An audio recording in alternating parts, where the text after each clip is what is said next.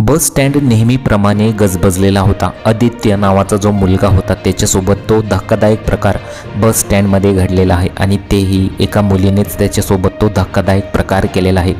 असं काय घडलेलं आहे बस स्टँडमध्ये, मग आज आपण ती घटना बघणार आहोत. वयवर्ष 23 असलेला आदित्य नुकताच नोकरीच्या मुलाखतीसाठी गावाहून आलेला एका कोपऱ्यात बसून पुढच्या प्रवासाची वाट पाहत होता.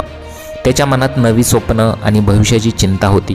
तो आपला नवीन स्मार्टफोन पाहत काही महत्त्वाचे दस्तावेज तपासत होता, म्हणजे कागदपत्र तपासत होता.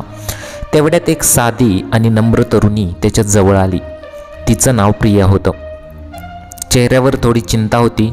एक्सक्यूज मी, ती हळूच म्हणाली. माझ्या फोनची बॅटरी संपली आहे आणि मला अर्जंट माझ्या आईला फोन करायचा आहे.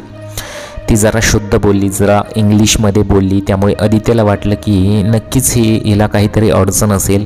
मग ती म्हणाली, माझ्या फोनची बॅटरी संपली आहे आणि मला अर्जंट माझ्या आईला फोन करायचा आहे. तुमचा फोन 1 मिनिट द्याल का, अशी ती म्हणाली.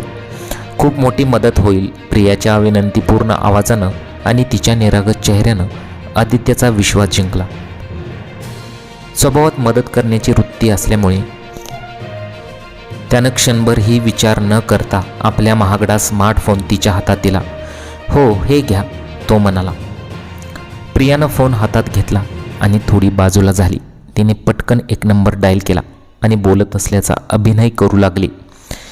तिची नजर मात्र सतत आजूबाजूला फिरत होती. ती काहीतरी इशारा करण्याची संधी साधत होती. आपल्या बॅगेतील मग आदित्य कागदपत्र तपासत तिच्याकडे लक्ष न देता पुन्हा आपल्या बॅगेत कागदपत्र तपासण्यात गुंतला होता. त्याला वाटले की तिचा फोन झालाच असेल. फोनवर बोलत असल्याचा अभिनय करत असताना तिने बस स्टँडवर प्रवेशद्वाराजवळ उभे असलेल्या एका लाल पल्सर मोटरसायकलवाल्याला तरुणाकडे सूक्ष्म डोळ्यांनी इशारा केला. हा तरुण तिचा साथीदार असावा. इशारा मिळताच तो तरुण आपली बाईक आदित्य आणि प्रियाच्या दिशेने हळूहळू आणू लागला.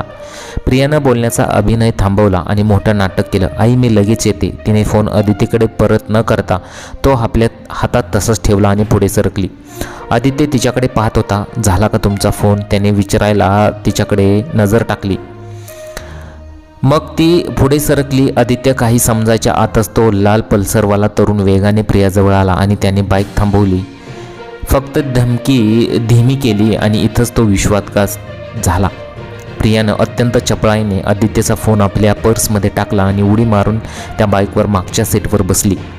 आणि तो आदित्य ओरडला, धावला, परंतु त्याचा काहीच उपयोग झाला नाही, कारण की बस स्टँडमध्ये खूप गोंधळ आवाज होता आणि साथीदारच्या मदतीने ती चक्क ट्रॅफिकमधून ती निघून गेले.